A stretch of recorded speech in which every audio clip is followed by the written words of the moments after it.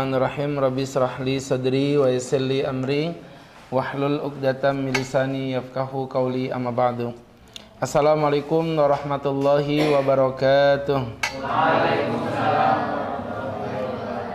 Alhamdulillahilladzi ghamara safwata ibadihi bilataifi taksisin taulan wa amtinana wa allafa baina qulubina fa asbahna bi ni'matihi ikhwana wa naza'al ghilla min sudurina fadilna fid dunya asdiqa'a wa ikhwana wa fil akhirati rufaqa'a wa khillana. Allahumma salli wa sallim wa barik ala rasulillah sayyidina wa maulana wa habibina Muhammadin wa ala alihi wa sahbihi wa man tabi'ahum bi ihsanin kaulan wa fi'lan wa adlan ila yaumil qiyamah. Amma ba'du.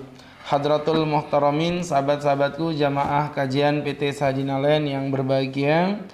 Alhamdulillah hari ini kita dapat berkumpul bertatap muka bermuajahah dalam majelis ilmu yang penuh barokah, dalam keadaan sehat walafiat, menggapai ridha dan kasih sayang Allah Subhanahu wa taala. Dan alhamdulillah pada kesempatan yang berbahagia ini kita dapat kembali berjumpa dalam suatu majelis yang ya insyaallah menjadi salah satu ya wasilah kita untuk dapat merajut ukhuwah. Jadi bukan cuma mencari ilmu, tapi juga bagaimana kita bisa merajut ukhuwah di antara satu dengan lainnya. Karena pada hakikatnya yang termahal, kalau tadi disinggung tentang kata-kata barokah, maka barokah itu landasan dasarnya adalah ukhuwah, yaitu merajut persaudaraan di antara satu dengan lainnya. Masuk pada sesi part 2 berkaitan dengan tema kita mengenai tentang fikih jatuh cinta. Setelah kemarin kita sudah membahas di part 1 tentang bagaimana konsep melamar ya di dalam Islam dan tidak ada berpacaran di dalam Islam, maka sekarang mungkin lebih pada prakteknya. Artinya tata caranya gimana? Ya, teman-teman, konsep ta'aruf di dalam Islam itu seperti apa? Nah, sahabat-sahabatku yang dirahmati Allah Subhanahu wa taala, lebih pada 4 poin ya. Yang pertama adalah pengenalan terhadap pribadi. Jadi pribadinya aja. Kita saling mengenal nih karakternya seperti apa. Jadi jangan sampai kita membeli karung dalam kucing. Betul ya? Oh, enggak, kucing dalam karung apa karung dalam kucing? Mau ngetes aja kalian. Itu sama kayak orang kalau lagi emosi gitu kan. Ya, jangan sampai kamu membeli karung dalam kucing begitu. Baik, itu yang pertama ya. Jadi kepribadiannya kita ingin tahu seperti apa karakteristiknya. Kemudian yang kedua adalah latar belakang budaya sosial. Itu juga nanti berpengaruh ya. Kaitan dengan latar belakang budayanya seperti apa. Kemudian yang ketiga pendidikannya juga itu mempengaruhi. Artinya kalau kita menikah dengan seorang seorang yang latar pendidikannya S1 dengan SMA, ya harus bisa memahami, oh istriku nih lulusannya S1 nih, lulusannya S2. Jadi bisa mengerti karakteristik satu dengan lainnya itu seperti apa. Dan yang terakhir ini yang paling penting masalah agama. Jadi ta'aruf itu lebih pada konsep mengenal gimana sih kalau ada problem yang menimpa kamu seperti apa. Kira-kira nanti larinya kayak apa. Nah seperti itu. Nah itulah yang disebut dengan ta'aruf. Jadi bukan pacaran Islami itu nggak ada di dalam Islam. Ya teman-teman yang berbahagia. Baik Ustaz, untuk memeriahkan kajian kali ini mungkin kita hadirkan CEO kita yaitu Ustaz Dodi Indra. Silakan. Ya, ini temanya anak muda, kenapa ada orang tua sih? Barakallahu fiik. Ya, jadi kembali lagi tadi tentang sesi sharing ya, mengenai tentang fikih jatuh cinta sesi 2. Tadi kita udah ngomongin tentang masalah tujuan hakikatnya ya, larinya kemana untuk pengenalan terhadap pribadi. Jadi bukan kayak pacaran Islami begitu. Ini bukan pacaran Pak Ustadz gitu. Kalau pacaran yang haram itu kan pacaran konvensional. Kalau kami ini pacaran syariah. Ya, ada pacaran syariah. Emang bedanya apa? Beda Tat. Kalau pacaran konvensional tuh malam Minggu. Kalau ini pacaran syariah malam Jumat. Pakai Jumatnya Jumat Kliwon. Ya kan? Terus orang nongkrong di mall, kita enggak Tat. Kita nongkrongnya di pelataran Islamic Center. Ketika cinta bertasbih. Sekalian aja ketika cinta tahlilan ya. Jadi luar biasa itu orang pada nganggap Islami gitu. Kemudian lagi bahasanya ya mereka bilang kalau orang pacaran itu kan nonton bioskop. Kalau kami itu sholat berjamaah. Ya yang cowok jadi imam, yang cewek jadi makmum. Subhanallah. Kemudian nanti salaman selesai sholat berjamaah cium tangan. Terima kasih Abi, Abi, babi kali ya. Ya Allah. Orang belum nikah main abi-abian gundul mesti itu ya. Jadi teman-teman yang berbahagia, maka tahapan secara spesifiknya yang pertama adalah melihat calon istri dulu. Ini disyariatkan. Jadi melihat calon istri itu kata para ulama walau bisyahwah. Walaupun dengan syahwat teman-teman. Jadi ada kata-kata walaupun dengan syahwat. Jadi artinya syahwat pun diperbolehkan. Dan memang ya nggak mungkin lah ngelihat calon istri ya kemudian nggak ada rasa syahwat. Syahwat itu jangan dibayangin kayak nafsu, itu bukan. Di Islam syahwat itu ada rasa kayak gini, cewek lewat gitu. Wow, itu udah syahwat kalau secara Islam itu. Bukan syahwat itu kemudian artinya menggebu-gebu bernafsu, itu bukan. Jadi artinya hanya ada perasaan apa ya, kayak kita lihat cewek cantik itu kayak nafsu. Wah gitu ya. Oh, nafsu lebih tinggi. Syahwat ini lebih rendah sebenarnya. Lihat cowok ganteng terus matanya melotot gini. Wow. Mbak, ngapain kamu? Ustaz, diam. Ini wow. Ini bukan alif. Ini bukan ba. Ini wow. Itu udah syahwat namanya. Jadi teman-teman yang berbahagia ini diperbolehkan. Jadi kalau ngelihat itu maka Nabi mengatakan kepada sahabat Jabir, Jabir, kamu udah melihat calon istrimu? Belum Nabi, kata Nabi, ungdur ilaiha. Lihatlah pada calon istrimu. Fa innahu akhra ayudam bainakuma, karena sesungguhnya yang sedemikian akan membuat kalian semakin langgeng di antara satu dengan lainnya. Jadi tadi itu ya, jangan sampai membeli karung di dalam kucing. Oh, kebalik lagi. Baik teman-teman, itu yang pertama. Kemudian yang kedua, teman-teman, yang kedua, calon yang kita lamar tidak boleh dalam proses lamaran orang lain. Nah, itu namanya nikung. Hati-hati ya. Lagi siapa musim. suka nyelip nih? Suka nikung nih, hati-hati nih ya. Jadi teman-teman yang berbahagia dimuliakan Allah. Jadi artinya jangan sampai, itu Rasulullah bersabda bahkan dengan menggunakan lafaz nahi. Nahi itu artinya larangan. La yahtub ahadukum ala khitbati akhihi. Janganlah engkau melamar perempuan yang sudah dilamar oleh orang lain. Wala yabi ahadukum ala bai'i akhihi. Bahkan jangan engkau membeli sesuatu yang sudah dibeli oleh orang lain. Ngerti nggak maksudnya? Contoh ya. Ini misalnya Ustaz lagi butuh duit nih, HP Ustaz jual. Karena harga normalnya misalnya 10 juta, tapi karena Ustaz butuh duit, Ustaz jual 5 juta. Misal contoh begitu. Kemudian ketemu orang, udah tat, ani beli aja 10 juta. 5 juta. Oke, deal. Kapan prosesnya? Besok aja Pak Ustaz. Ya sudah. Saya tunggu di masjid gitu, kok nggak muncul-muncul nih orang. Ada orang datang gitu, Pak Ustaz, kenapa? Nungguin siapa? Nungguin ada orang mau beli HP. Emang dijual berapa, Tat? 5 juta. Kok murah banget, Tat? Saya siap nih beli 10 juta nih. Kira-kira gimana tuh kalau kalian jadi saya? Jual 10 juta dong, Tat. 10 juta atau 5 juta? Hah? Ya itu kejujuran ya, walaupun nyebelin bukan aneh. Itu kejujuran yang menyebalkan gitu ya. Ya memang logikanya pasti milih yang 10 juta. Nah itu di dalam Islam sebenarnya nggak boleh. Nggak boleh. Ya walaupun belum terjadi akad, tapi ada komitmen. Seperti tadi melamar belum akad, tapi ada komitmen. Jadi nggak boleh. Ya? Iya, walaupun sudah ada apa namanya, saya ulangi, walaupun belum ada akad gitu, istilahnya masih komitmen saya akan menikah. Kecuali ya kalau perempuannya belum mengiyakan. Nah makanya di zaman Nabi ada namanya Fatimah binti Qais. Fatimah binti Qais itu dilamar 3 cowok, dan 3-tiganya ganteng-ganteng semua. Ya kebayang gitu ya, satu cewek dilamar 3 cowok, sedangkan ada satu cewek yang nggak dilamar siapa-siapa. Kasihan ya, nggak laku-laku. Yang di depan? Iya, salah satunya. Jadi subhanallah, hari gini nggak punya pasangan, ya Allah. Sandal jepit aja yang diinjek-injek ada pasangannya ya. Anak kecil nggak punya teman, menangis. Apalagi hati kecil nggak punya pasangan. Kasihan, Masya Allah. Jadi teman-teman yang berbahagia, itu misal contoh ya, ada orang dilamar 3 cowok ganteng-ganteng. Nabi nggak marah, Pak. Kenapa? Padahal kata Nabi nggak boleh melamar di atas lamaran. Sama Nabi ditanya siapa? Yang pertama Muawiyah, yang kedua Abu Sufyan, dan yang ketiga adalah Abu Jaham. Langsung Nabi bilang kalau Abu Jaham jangan. Abu Jaham itu suka mukulin perempuan. Ya itu laki-laki kalau suka mukul perempuan berarti bukan laki-laki. Karena laki-laki hanya tanding jika sebanding. Ya. Wanita bukan diciptakan Tuhan untuk disakiti tapi untuk disayangi. Jadi teman-teman, ingat boy. Ya teman-teman yang berbahagia yang dirahmati Allah Subhanahu wa taala, itu mukulin perempuan, jangan kata Nabi. Adapun Muawiyah kere. Tahu kere ya? Itu kesukaan Ustadz itu, ayam kere. Jadi kari ayam. Oh, kare. Kari ayam. Jadi Ada apa kere, miskin, nggak punya pekerjaan, nganggur. Ya artinya nggak punya kerjaan. Laki-laki itu nggak mesti kaya, tapi yang penting punya mental untuk kaya. Oh iya, kalau perempuan jangan mau nikah sama laki-laki kaya, karena kalian nggak punya harga diri di hadapannya. Nah, tetapi kalau ada laki-laki gitu, saya kemarin ketemu di Regensi, masih muda, ganteng, cakep, punya perusahaan. Perempuannya mohon maaf, qadarullah kena penyakit bla bla bla, sehingga mohon maaf kulitnya itu jadi kayak luka gitu, putih-putih gitu. Nah terus saya bilang, saya bercandain, nggak ada niatan nikah lagi untuk cari yang lain.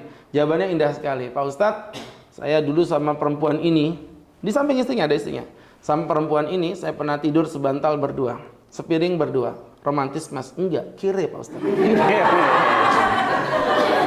Jadi kere ya. Jadi karena kere memang.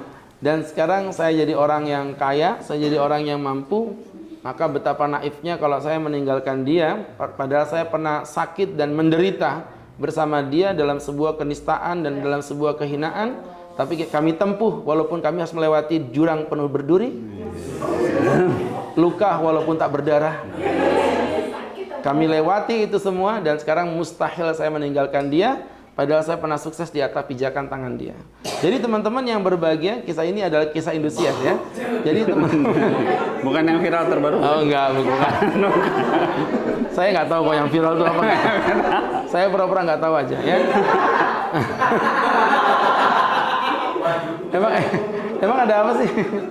Jadi teman-teman yang berbahagia, yang dimuliakan Allah Subhanahu wa taala. Itu kenapa Nabi kok nggak marah dengan si Fatimah padahal dilamar 3 cowok? Kata Nabi, malah Nabi support kamu sama sama Usama aja.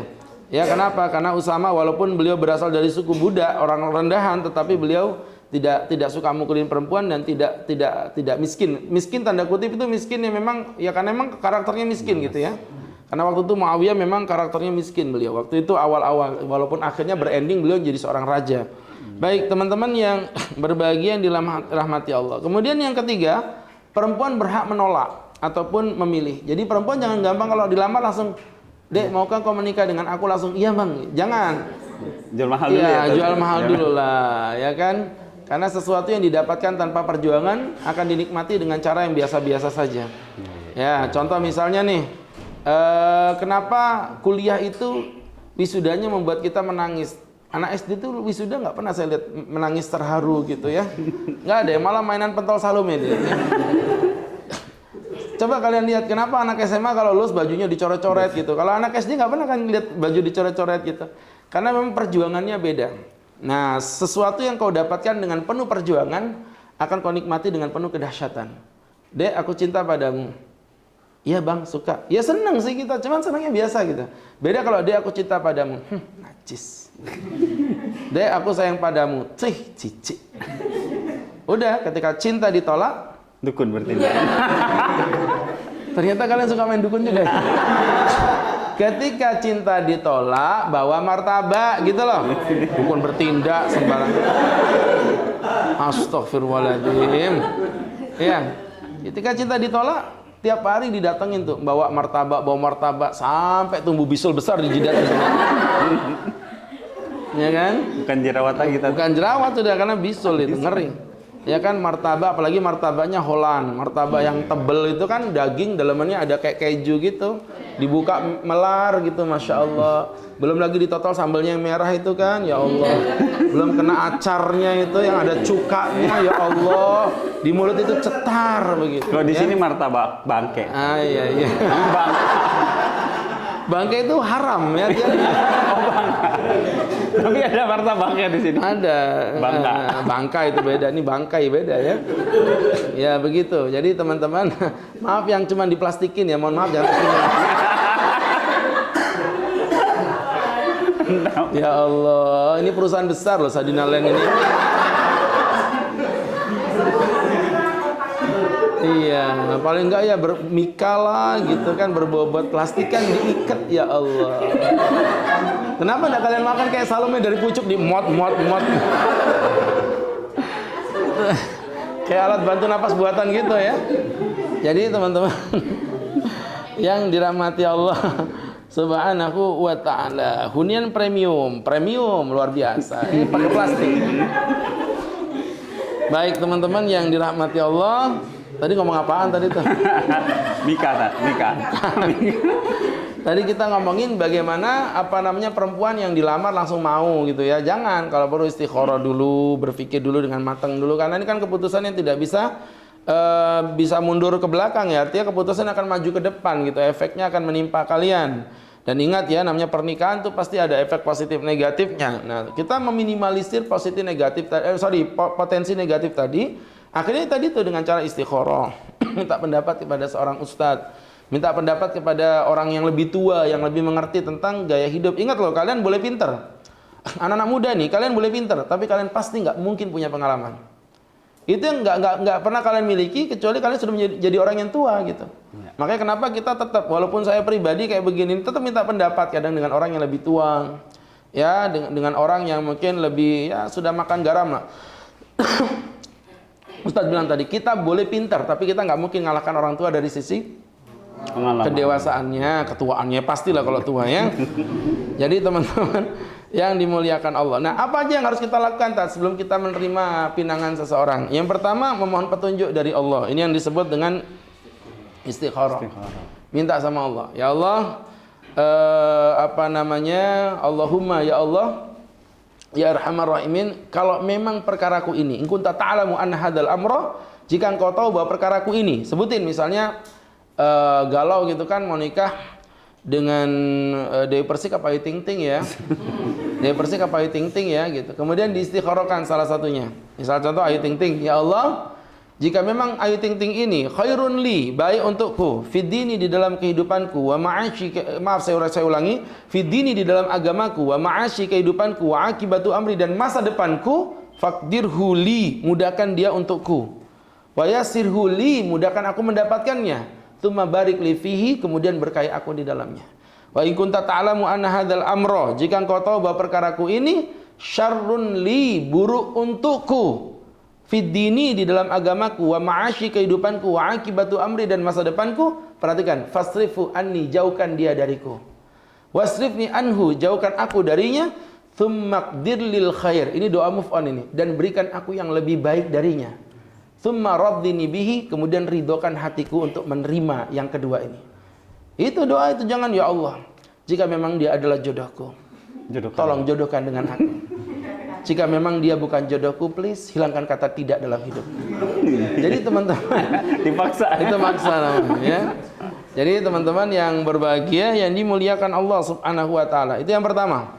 Kemudian yang kedua, mencari orang yang bisa menjadi mak comblang. Ternyata mak comblang itu sunnah. Saya tuh bongkar-bongkar hadis, ketemu hadis mak comblang. Hadis Barirah. Jadi waktu itu ada seorang laki-laki, saya lupa namanya ya. Rasulullah waktu itu mengatakan kepada laki-laki itu, kamu udah menikah? Belum ya Rasul. Barirah, mau nggak kamu nikah sama laki-laki ini?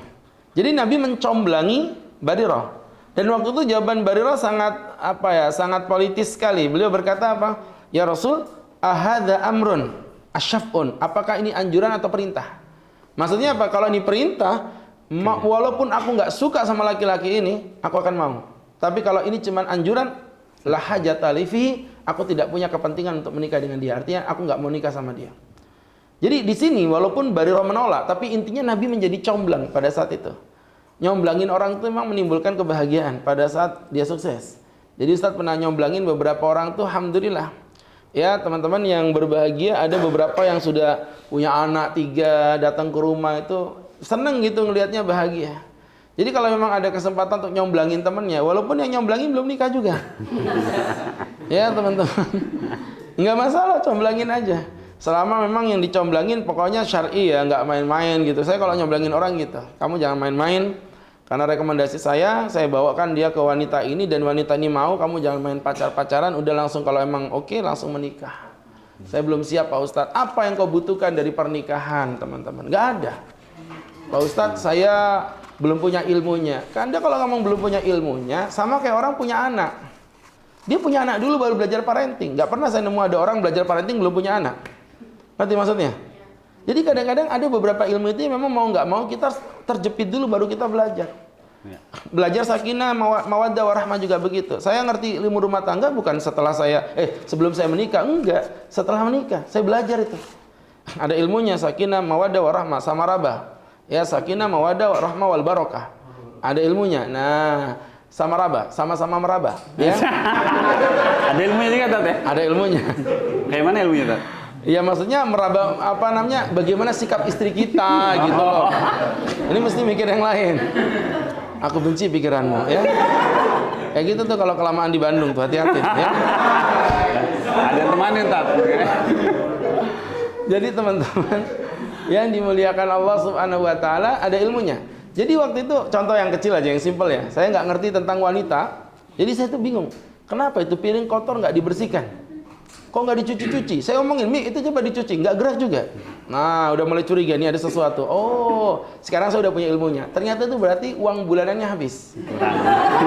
Ya, akhirnya saya ambil HP, saya kirim pakai banking, mobile banking, masuk, cekling ada suaranya, dia lihat, langsung tuh dicuci semua piring bersih. Sampai piring tetangga ya Tat? Sampai piring tetangga dicuciin semua. Kemudian baju juga begitu, kok kotor nggak dicuci-cuci, ternyata minta dibeliin baju, kita beliin baju itu, beri baju, udah tuh baju bersih pun direndam semua sama dia. Ya, belajar dari situ, ternyata perempuan tuh komunikasinya memang lebih suka dengan bahasa isyarat daripada bahasa verbal. Nah, itu pelajaran gitu kan nggak mungkin didapatkan pakai buku, kita belajar melalui perjalanan kehidupan. Kayak gini nih karakter perempuan nih. Laki-laki beda, kami orangnya verbal. Anda ngomong kami paham, Anda nggak ngomong kami nggak tahu. Begitu aja. Iya, sering kayak gitu ya. Berapa banyak perempuan kode-kode, laki-laki cuek. Kata perempuan, suamiku tuh cuek Pak Ustadz, nggak gampang mengerti. Si lakinya juga gitu, saya tuh nggak ngerti maunya apa deh. Iya kan? Itu yang terjadi. Oh iya, termasuk sebelah kanan saya sama aja. Nggak jauh beda. Semua merasakan hal yang sama dan itu dipelajari ketika kita udah jalan. Bukan saya mau menikah Pak Ustadz, saya mau belajar ilmu. Anda begitu. Apa sekarang? Ilmu bisa didapatkan melalui perjalanan. Apalagi coba? Duit Pak Ustadz. Ya Allah ya Karim. Coba teman-teman datang ke KUA. Menikah hari Senin sampai Jumat. Di kantor KUA, kalau diminta duit laporkan saya. Nanti saya laporkan kepala Kemenak. Gratis teman-teman. Free. Gratis, Yan. Gratis. Nikahnya asalkan Senin sampai Jumat ya, Senin sampai Jumat dan di kantor ya. Kenapa? Karena kalau di rumah kan tentu ada ongkos transport ya, untuk penghulunya kan manusia juga gitu. Ya sama kayak kalian marketing itu kan dapat duit juga, ya kan? Ya, dapat dana juga, ya kan? Ya dong, iyalah.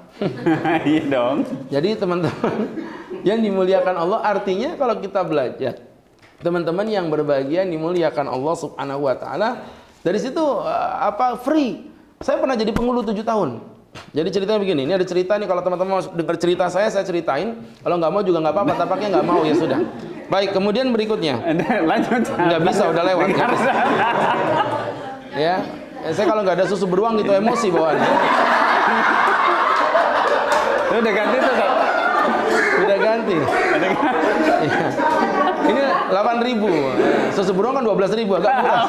Ini udah 4.000. Iya, saya tahu. Penghematan ya, penghematan. Baik. Memang sekarang properti lagi agak turun ini ya. Sabar, ini ujian ya. Jadi teman-teman yang berbahagia, kalau menjelang pemilu properti biasanya agak turun. Iya, karena orang masih membaca situasi nih, mau beli rumah di Balikpapan enggak ya gitu. Tapi kalau udah pemilu, terus nanti IKN udah pasti, properti akan naik berkali-kali lipat. Aminin. Gak ikhlas. Baik. Itu teman-teman yang berbahagia, yang dirahmati Allah Subhanahu wa taala. Ada cerita. Jadi ceritanya itu begini. Begini ceritanya. Tadi saya ngomong apa sih? Penghulu. Saya tuh datang jadi penghulu di Karangjati atas, naik motor kan. Saya tuh kalau nyari tempat pengajian itu lebih susah, karena kan orang nggak ada tandanya. Tapi kalau untuk nikah kan ada tandanya tuh, ada umbul-umbul macam-macam ya. Jadi akhirnya saya tuh kalau gitu tuh nggak pernah ngelihat alamat ya, pokoknya datang kira-kira aja. Wah, kayaknya di sini nih. Ini benar-benar saya kejebak. Saya kena prank. Nggak ada tanda, nggak ada apa-apa. Alamat akhirnya saya buka, saya cocokkan. Kok sepi-sepi aja? Saya mau ngetok pintu aja nggak yakin gitu. Tapi karena udah sesuai tugas ya saya ketok aja, tok. Permisi Pak, ini tempat yang mau nikah. Oh iya Pak Ustadz, masuk. Saya udah mulai kaget, tempatnya kayak gini ya? Maksudnya rumah biasa, nggak ada apa-apa. Di dalam ternyata udah ditunggu sekitar 7-10 orang, laki-laki. Saya nikahkan pakai meja begitu, saya udah ngelirik-lirik. Nggak ada minuman ya? Haus itu kan? Saya sempat seudon gitu. kok bisa nggak dikasih minuman nih, kayak apa sih acara udah panas lagi kan, rumahnya nggak ada kipasnya, nggak ada AC-nya gitu. Akhirnya apa yang terjadi teman-teman, nikah, mohon maaf ini tidak ada niat menghina, tapi jadi motivasi buat kalian. Yang cowok itu pakai jas itu longgar, itu pasti minjem. Oh iya dong. Kalau iya pasti, kalau nyewa pun orang harus milih yang fresh dong gitu. Yang perempuan pakai baju biasa, kayak model baju-baju yang biasa ya kayak begini-gini lah, yang kayak gini-gini. Kayak gini-gini orang. Yang gini-gini, biasa-biasa aja. Jadi akhirnya subhanallah saya itu tertegun. Sampai situ belum ngomong saya. Pas selesai akad nikah, ijab kabul udah tuntas, Pak Ustadz permisi ya, berkasnya bisa disingkirkan. Maksudnya apa? Ternyata yang saya pakai tadi itu kardus aqua. Ini yang ku cari-cari. Ini pakai akad. Ternyata dibuat meja. Saking nggak punyanya uang, meja pun nggak punya. Dibuka, minuman diminum, bla bla bla. Pak Ustadz berkenan makan. Saya itu nggak pernah mau makan di acara akad. Bukan karena sombong nggak ya, tapi karena kadang-kadang kan akad itu sehari bisa 4 kali. Dulu zaman dulu gitu. Full kita nempel. Pak, mohon maaf Pak, saya ada acara berikutnya. Hari itu memang Allah ngasih pelajaran buat saya. Saya bilang, baik Pak, saya ketempatan kosong, saya makan. Pas dilala saya mau makan itu, Anda tahu apa yang saya makan? Indomie. Serius. Indomie goreng itu, sama telur gitu dibagikan. Saya terenyuh gitu, ya Allah, ini anak-anak muda mau nikah aja ngomong alasannya nggak punya dana. Ini kayak begini, ini apa ini? Nggak sampai sejuta itu, teman-teman, udah. Ya Allah. Indomie sekerdus pun nggak sampai sejuta. Benar. Ya. Nah, dari situ siapa bilang nikah mahal? Nggak ada. Nikah itu bukan mahal, cuman butuh Anda punya istiqon atau tidak, keyakinan atau tidak. Betul. Ya, dan tentunya harus punya pasangan, ya kan? Kasihan ya.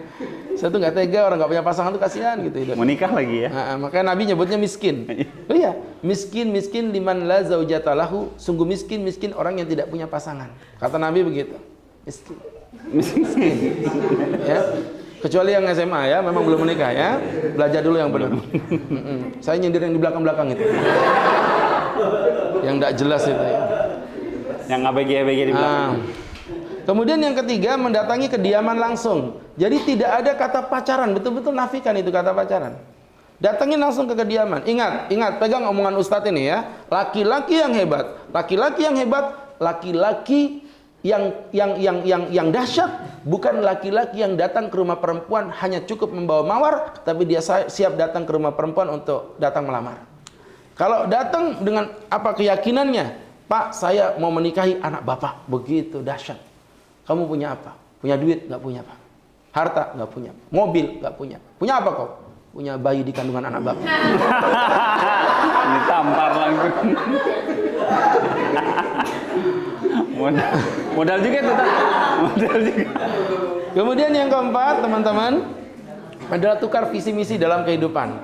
Biasanya sih kalau pertanyaan yang paling simpel, nggak usah terlalu detail. Sekarang nih Masya Allah lucu, ada orang CV-nya tuh lucu. Tanggapan Anda terhadap Maulid Nabi apa?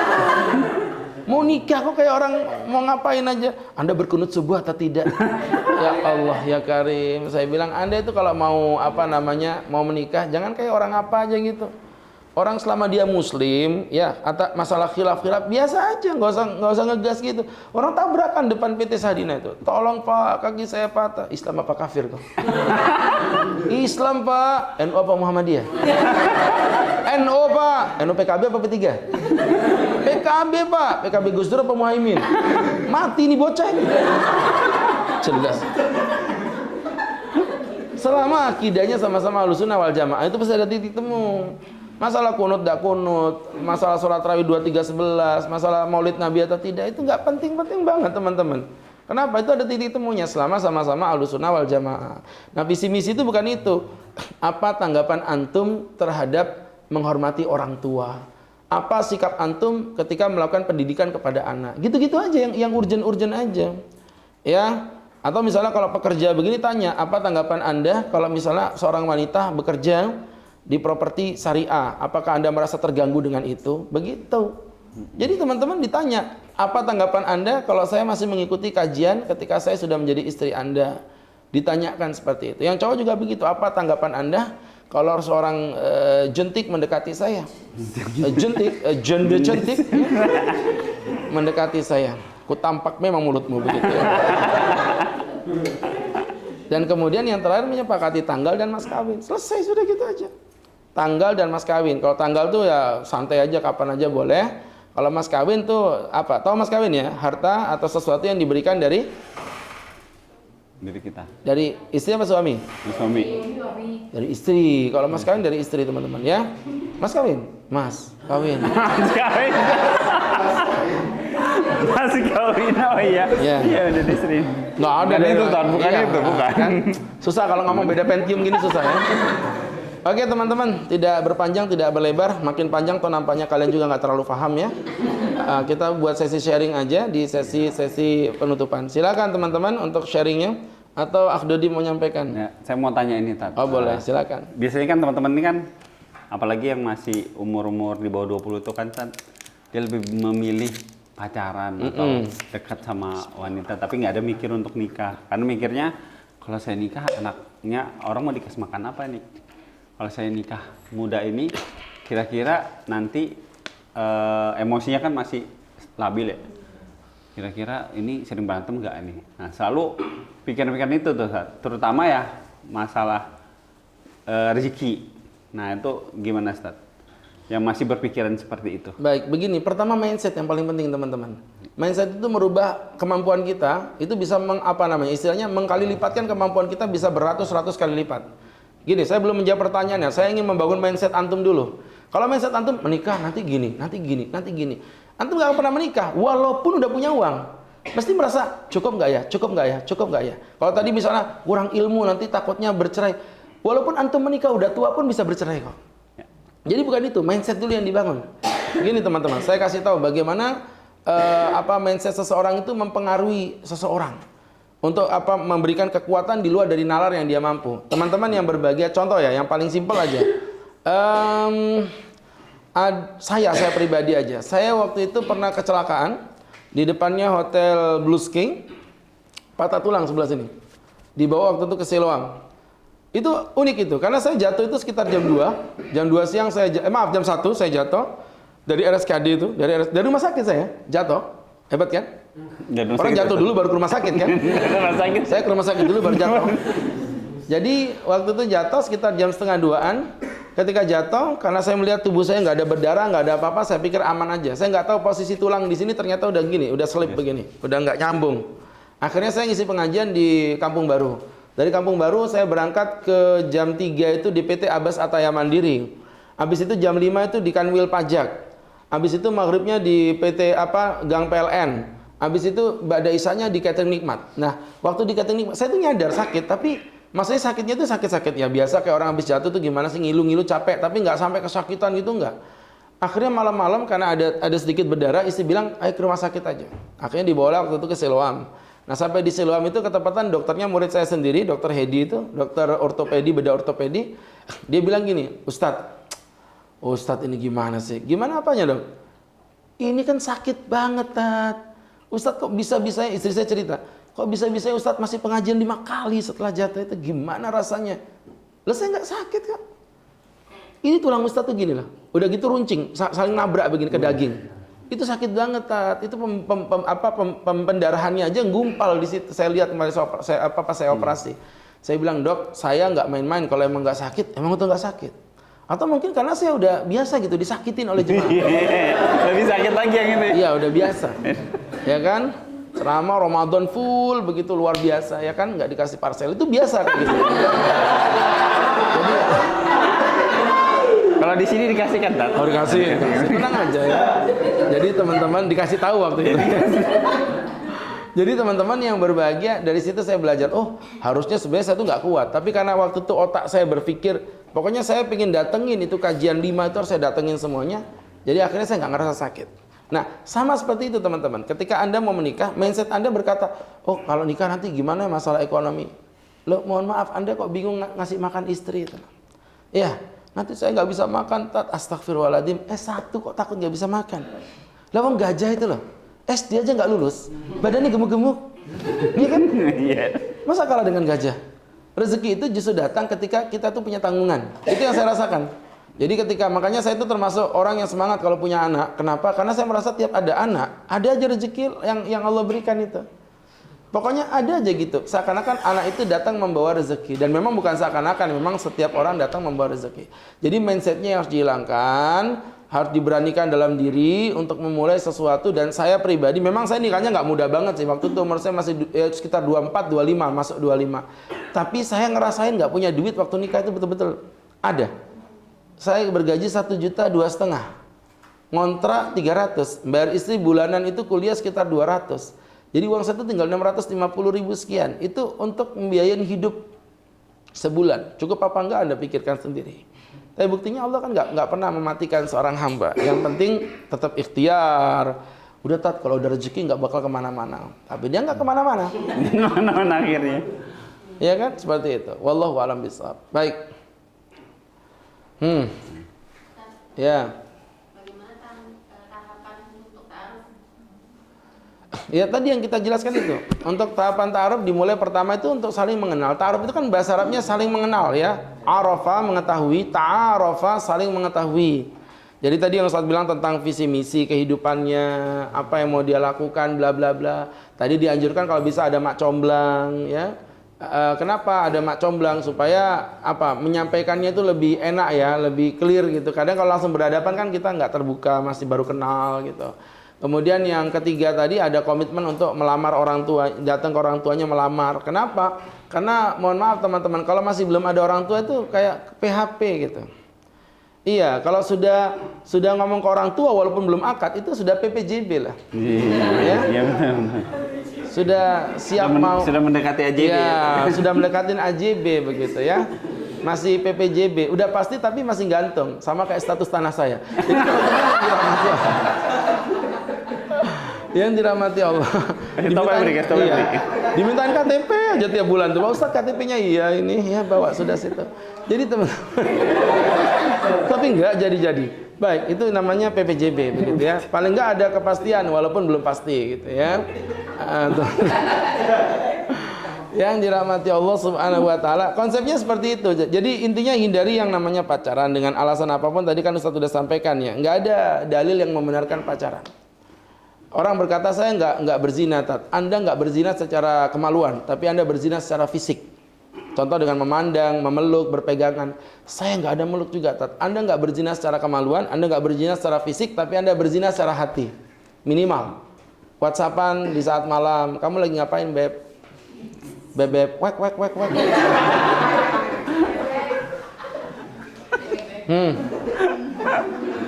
Ada yang lain? Ada yang lain? Baby. Silakan bebek, wek. Ada yang mau tanya lagi nggak? Rian itu yang udah siap nikah, cepat Rian. Oh, jum. Silakan. RJ. Oh, silakan. Ini belum nikah juga nih, Mas. Lagi nyari yang mau nanya. Oh, belum nikah juga? Iya. belum 2 kali. Silakan. Kenapa proses ijab kabul di Indonesia itu ada pembantaian psikotaktik? Psikotalik itu semacam apa ya? Bukan bagian dari akad dia. Psikotalik itu semacam perjanjian pranikah. Itu untuk melindungi pihak perempuan aja. Dimana di situ ditakutkan kalau nggak ada psikotalik nanti laki-laki mau semena-menanya. Sebenarnya sih nggak pakai psikotalik pun, yang namanya pernikahan itu kalau terjadi pelanggaran, Anda tahu psikotalik ya? Ada di belakang buku nikah halaman paling terakhir sebelah kiri, selembar paling terakhir. Bismillahirrahmanirrahim. Sesudah akad nikah ini maka saya yang bertanda tangan di bawah ini, Agus Khairul Huda, berjanji bersungguh hati untuk mencintai istri saya dan menggaulinya secara baik, muasyarah bil ma'ruf, kepada istri saya yang bernama Dewi Persik. Saskia Gotik. Kalau Dewi Persik saya berani kan nggak kenal. Kalau Saskia jangan. Saya kenal. Ya, jadi teman-teman yang dirahmati Allah Subhanahu wa taala, dan jika saya 1 menyakiti jasmani istri saya, atau 2 saya meninggalkannya selama 6 bulan lamanya, atau saya tidak memberi nafkah selama 3 bulan berturut-turut, dan istri saya tidak ridho serta mengajukan gugatannya kepada pengadilan, dan pengadilan membenarkan gugatannya kepada saya, maka jatuhlah talak saya 1 kepadanya. Apal. Karena sudah menikah lebih dari 10 kali. Sudah menikah lebih dari 10 kali. Menikahkan. Sudah menikah Lebih dari Karena sedikit. gitu ya, jelas ya. Di situ tujuannya untuk melindungi wanita itu. Kalau nggak kasihan dia. Ya sebenarnya nggak pakai psikotalik pun memang namanya perempuan itu kalau nggak dikasih nafkah bisa ngugat ke pengadilan. Cuman kan ini kan negara hukum ya, butuh ditulis, butuh hitam di atas putih seperti itu. Jadi itu cuma sebagai legalitas aja. Begitu. Ada orang jemaah itu yang nggak mau dibacakan psikotalik, ya nggak apa-apa. Tetap tertulis secara sadar, tetap punya hak istri menggugat. Iya. Selama tadi ya istri menyakiti fisik. Istri tidak memberi nafkah, suami tidak memberi nafkah, maksud saya suami tidak memberi nafkah atau suami membiarkannya selama 2 tahun berturut-turut, itu juga sama seperti itu. Baik, satu terakhir. Namanya itu kan ada sih orang menceraikan istrinya ya. Nah tapi dia itu kayak contoh agim gitu yang ya, dia udah cerai gitu, tapi dia ternyata balikan lagi. Sedangkan di dalam Islam kan katanya istrinya harus menikah lagi dengan orang lain. Tergantung talaknya apa dulu. Kalau talak 3 ya, talak 3 wanitanya harus menikah dengan laki-laki lain baru bisa rujuk kepada ex suaminya. Tapi kalau talak 1, talak 2 kalau sudah selesai masa iddah wajib nikah ulang seperti biasa. Kayak nikah baru begitu. Tapi malah lebih ada yang dasar lagi, talak 1, talak 2 yang belum selesai masa iddah itu malah nggak pakai nikah ulang, cuman rujuk aja. You, me, friend, begitu aja. You and me. Ya, kita rujuk lagi, selesai. Dan istri nggak punya hak menolak itu, wajib mau. Wajib. Kenapa Tat? Ya, karena aku laki-laki ustadznya kan, jadi membela laki-laki. Bukan, memang hukumnya begitu. Karena memang ketika talak 1, talak 2 yang masih di dalam masa iddah itu statusnya masih istri itu. Makanya masih wajib dinafkahi. Jadi kalau kalian naudzubillah, saya nggak doain ya, kalau dicerai suami talak 1 atau talak 2 masih di masa iddah itu suami masih wajib nafkahin istri. Karena komitmennya Anda nggak boleh nikah dengan laki-laki lain. Nerima lamaran aja haram, nggak boleh. Ya hukumnya haram. Yang boleh nerima lamaran itu pun hanya dengan sindiran kalau suaminya udah mati. Ya contoh misalnya nyindir ya, kalau aku cinta padamu, aku mau menikah dengan kamu, itu juga haram, nggak boleh. Tapi kalau Dek, wanita sesolihah kamu tidak layak mendapatkan suami kecuali laki-laki yang soleh. Iya Mas, doain Mas ya. Dek, apalagi Mas, kenalin ya Muhammad Soleh. Kalau itu bukan nyindir itu ya. Rian Hermawan.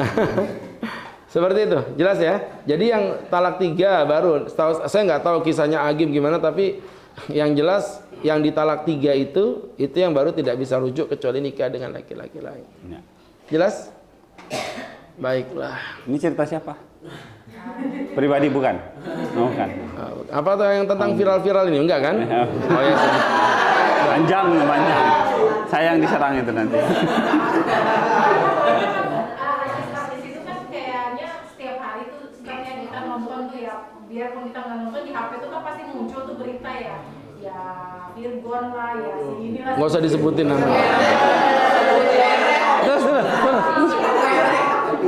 Jangan sebut merek dong. Iya. Ya mana keteh. Orang hidup kok mandangin artis itu, ya nggak usah.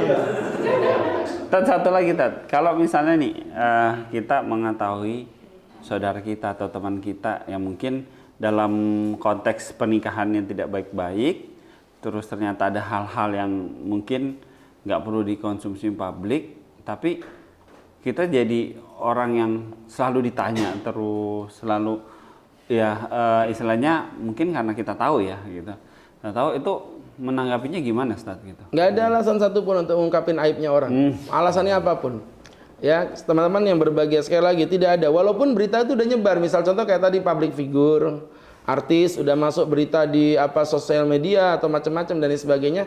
Nggak ada alasan. Termasuk mohon maaf, misalnya Ustadz kemarin beberapa kali kan dekat dengan siapa si Saskia. Saya tahu beberapa rahasia dia. Saya nggak akan sebutkan masalah pribadinya, tapi saya bisa nyebutin masalah umumnya. Contoh kayak misalnya, Tat doain ya, saya mau hijrah, saya mau berupaya jadi orang yang baik, insya Allah saya mau berangkat umroh, doain. Yang gitu saya cerita jadi motivasi. Tapi kalau yang masalah pribadinya nggak boleh, apapun alasannya. Ya, walaupun bukan artis, apalagi teman-teman kalau sampai itu artis lebih mudah dikenal orang kan, kalau artis kan kita sebut namanya. Jadi kalau bisa nggak ada. Jadi kalau ada orang tanya masalah gitu gimana itu bla bla bla, aduh nggak ikut-ikut lah yang kayak gitulah, kita nggak ngerti lah. Kecuali kalau masalah yang bukan aib ya nggak apa-apa kita omongin. Misalnya Dodi ditanya teman-teman itu gimana sih Pak Dodi tentang Ustadz Agus itu? Iya emang dia ganteng banget sih orangnya, nggak apa-apa. Itu nggak masalah. Saya selalu ngomong gitu, Ustaz. Iya. Baik. Oke ya teman-teman ya, barakallahu fiik. Insyaallah nanti kita jumpa lagi di kajian 2 pekan ke depan dengan izin Allah Subhanahu wa taala dengan tema-tema yang berbeda. Mudah-mudahan Allah berkahi kita. Selamat beridul adha. Ya, selamat menikmati hari raya yang penuh berkah. Semoga Allah berkahi kita dan mari kita tutup dengan membaca doa untuk kebaikan kita, keluarga kita dan PT Sadina kita semua. Amin. Amin amin alhamdulillah rabbil alamin hamdan yuwafi ni'amahu wa yukafi mazidah ya rabbana lakal hamdu kama yanbaghi li jalali wajhika wa 'azimi sultanik. Allahumma shalli wa sallim wa barik ala rasulika sayyidina Muhammadin fil awwalin wal akhirin wa fi kulli waqtin wa hin wa fil mala'il a'la ila yaumiddin. Ighfir dhunubana wastur uyubana wa nawwir qulubana wa wajhana binuril iman. La tada' lana dhanban ila ghafarta wa la aiban ila satarta wa la hajatan ila adaita wa la hamman ila farajta. Rabbana atina fid dunya hasanah wa fil akhirati hasanah wa qina adzabannar. Wa sallallahu ala sayyidina Muhammad nabiyil ummi wa ala alihi wa sahbihi wa sallam warzuqna lahul mutaba'ati lahu dhahiran wa batinan. Ya arhamar rahimin bi fadli subhanaka rabbika rabbil izzati amma yasifun. Salamun alal mursalin walhamdulillahi rabbil alamin. Terima kasih. Billahi taufik wal hidayah. Assalamualaikum warahmatullahi wabarakatuh. Waalaikumsalam warahmatullahi wabarakatuh.